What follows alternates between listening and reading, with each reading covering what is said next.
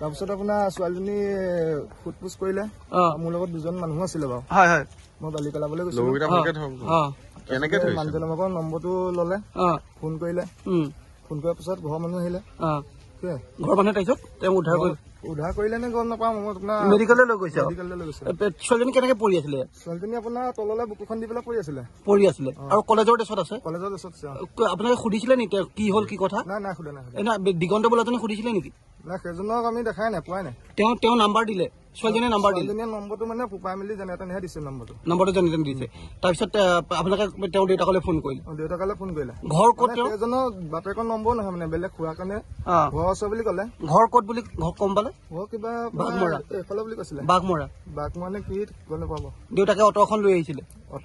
বুলি কৈছে বাৰু মোক সেই মানুহজনে ফোন কৰিছিলে আকৌ নিশ্চয় বুলি ভাবিছে সেইটো আমি গম পোৱা নাই এতিয়া তদন্তত আছে ছোৱালীজনীক ইমিডিয়েট যেটো আমি ৰেস্কিউ কৰিব লাগে তেওঁ মেডিকেললৈ পঠাইছে আমি আহি পাইছো এটা কেনেকুৱা যুৱতীক আমি গম পোৱা নাই আমি এতিয়া পিয়তহে আহিছো আমি এতিয়া ইমিডিয়েট আমি মেডিকেল যাব ছোৱালীজনী ঘৰ বাঘমৰা নেকি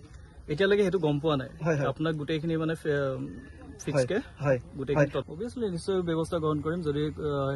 এতিয়া আমি গম পাইছো যে এনেকুৱা কাম চলি থাকে নিশ্চয় সেইখিনি পদক্ষেপ লোৱা যাব মানে প্ৰথম আমাৰ ইনফৰমেশ্যন আহিছিলে যে ছোৱালীজনী পৰি আছে কি অৱস্থাত পৰি আছিলে কেনেকে পৰি আছিলে আমাক কোৱা নোহোৱা নাছিলে আমি ইমিডিয়েট আহিলো কিন্তু মই ফোনত এইটোৱে কৈছিলো যে ফাৰ্ষ্ট ষ্টেপ যিটো আমাৰ ফাৰ্ষ্ট এড হয় সেইটো ইমিডিয়েট ছোৱালীজনীক মানে মেডিকেল নিব লাগে ঠিক আছে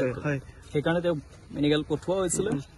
বাপেক আহিলে বোলে বাপেক আহি লৈ গ'ল এতিয়া আমি তদন্ত কৰি চাওঁ ছোৱালীজনী কৰ হয় কোন হয় বা